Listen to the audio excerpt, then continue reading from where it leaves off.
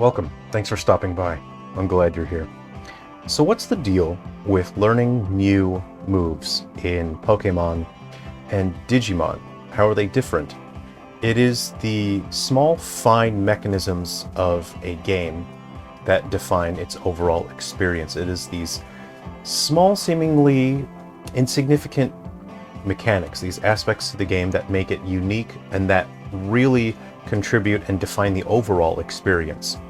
Let's go ahead and discuss how Pokémon and Digimon each handle learning new moves differently, and I will compare that to Goobuddies, which is the game that I'm currently working on and I'm running a Kickstarter for. I'm a massive fan of monster raising games, so Goobuddies for me is my absolute dream game. It's everything that I want in a monster game. It's exactly what I want to play. It's got weird, wild, just fun, outlandish, kind of absurd designs that I think are just really fun to look at. So first we'll take a look at Digimon Story Time Stranger, and Digimon is a very interesting case because it has had so many different gameplay styles over the years. You can't really say that there's one mainline core experience for Digimon the way that you can for Pokemon, so I will take a look at Digimon Story Time Stranger. Let's go ahead and take a look at that first. Here is my save file for Digimon Story Time Stranger. I am in an area of the game that is terribly purple and frightfully dramatic. Let's go ahead and take a look at who's currently in my team. These are Digimon that have not been in my team for a long time. You can see that their bond level is quite low. Belphemon I haven't really used. All my 100%ers are somewhere else. They're probably at the farm training. So what is interesting about Digimon Story Time Stranger that I think can confuse fans of, say for example, Pokemon games, the mainline series, is the moves work very differently. The skills are very different here. So we have skills here in this top section. These are specific to the Digimon, and from my understanding, they do not learn more through leveling up. I've not seen that. These are tied specifically to the Digimon species, these special skills here. Now we have attachment skills, and these can be removed, they can be changed however you like. If I wanted to remove Icicle Edge and replace that with Burst Flame 3, I certainly may. If I press left and right, you can see that I can change the category. So I have physical, magic, recovery, buff, debuff, and special. You are free to add or remove attachment skills. You can move them across from one Digimon to another. And I feel this system is a very fitting way to explore the idea that these are digital monsters, and in the same way that you would take a USB stick out of a computer and put it into another computer, it's similar to how attachment skills explore that concept. These are digital creatures, and so there should be some degree of component transferring here, potentially. So I really like this system. I quite like that you can have quite a fluid approach to your Digimon, but their special skills can be more unique, and that really defines the unique utility for these Digimon, especially considering that you can keep improving their stats through the Digifarm. So I really like this setup. This is very interesting to me, and I really like that it gives me a different experience from Pokemon. Let's go ahead and take a look at Pokemon games now.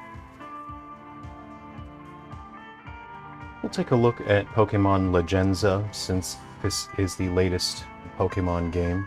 Though I am looking forward to seeing what the series will do next with the mainline titles. So with Pokemon, it's a little more nebulous when it comes to learning moves, because Pokemon primarily learn new moves through leveling up.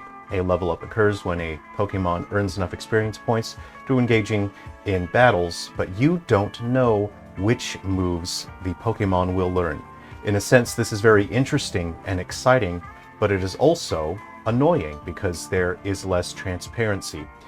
This is a gameplay mechanic that I really enjoy. It is more typical of JRPGs of the classic era, where characters learned new magic spells through leveling up. So you can see that there's a design philosophy that's carried over from classic games. So I actually enjoy that. I really enjoy the sense. There's a sense of not knowing, there's a sense of mystery. It contributes to a sense of adventure, but it's also a little annoying not knowing what moves a Pokemon will learn. And so in the modern day, this facilitates having to go online and looking up the information. In the past, we would have strategy guides. And so this has fundamentally changed the way that we interact with these games, and it causes a disconnect. Rather than feeling more engaged with the game, we are actually searching out and looking for sources of information outside of the game context, which actually disconnects us from the game itself. So overall, learning new moves through leveling up, in the past it was a very good thing. In the modern gaming landscape, I would say in the 20s, it's not, I don't think it's very good the way that it's implemented, because it is causing us to become more disconnected from the game as we search exterior sources of information. So I don't really like that much now that I think about it. Alternatively, Pokemon may learn new moves through the use of TMs. This is an item, or they are items which you may obtain that you may use to teach a Pokemon new moves. In the past, these were disposable, and we have flip-flopped around a huge amount over the recent years, and I feel it's to the detriment of the identity of Pokemon that they keep flip-flopping between whether or not TMs should be reusable or not, and then we introduce TRs, and it becomes muddy water, which is a Pokemon move. Now, not every Pokemon can learn every move, so this adds a sense of, I think it adds a sense of excitement because you don't know, and it opens up a route for exploration to see which moves Pokemon can learn. We have made progress over the past few years in terms of making it easier to see which moves a Pokemon can learn, so you just scroll through the list. But there's also another way to do that, and you can now select from the list of TMs that this Pokemon can learn. This is excellent, and this is something that I really hope the series keeps this functionality. Lastly, we'll take a look at Goobuddies, which is a game that I'm developing at the moment. My intention with this game through the entire planning process was to give players something different and something interesting when it comes to monster raising games. When your Goobuddy is born, it has very basic combat actions, but as it progresses to different evolutions, there will always be one signature combat action that is specific to that species, and also a special attack, basically the ultimate attack. This is their jiggle action. When their jiggle meter fills up, then they will automatically perform their jiggle action, and the jiggle meter fills up as they take damage during battle. You cannot change or teach different jiggle actions. That is specific to the species. You can teach your Goobuddy new combat actions through training.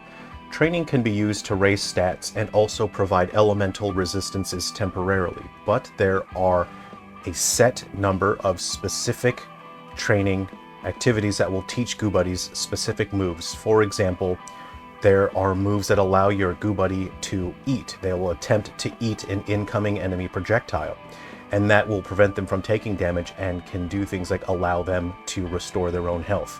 So there are strategies available to the player when it comes to creative freedom, creative exploration and expression, and setting up your Goobuddies in an interesting way that comes down to you figuring out a cool way to use your Goobuddies. Of course, not every single combat action is available through training. There are other methods to teach your Goobuddies. For example, eating Goo Gems. You earn Goo Gems from taking on high difficulty missions, completing the missions, and you earn Goo Gems. And the Goo Gems are a food item they eat. This is similar to the idea of a TM in Pokemon, where you consume the item, it's gone, and your Goobuddy permanently learns a new combat action. These can be significantly more powerful than the training, because the training is always available. The training never needs to be unlocked. You can always teach your Goobuddy the combat actions through training. You just pay the gold With the Goo Gems, they are significantly more rare because they are not always available. And so you are constantly keeping an eye out for new missions so you can stockpile up on those Goo Gems that you really want. Lastly, your Goobuddy will naturally learn some combat actions based on their element. There are 15 different elements in Goobuddies, and your Goobuddy species can be any one of those 15 elements.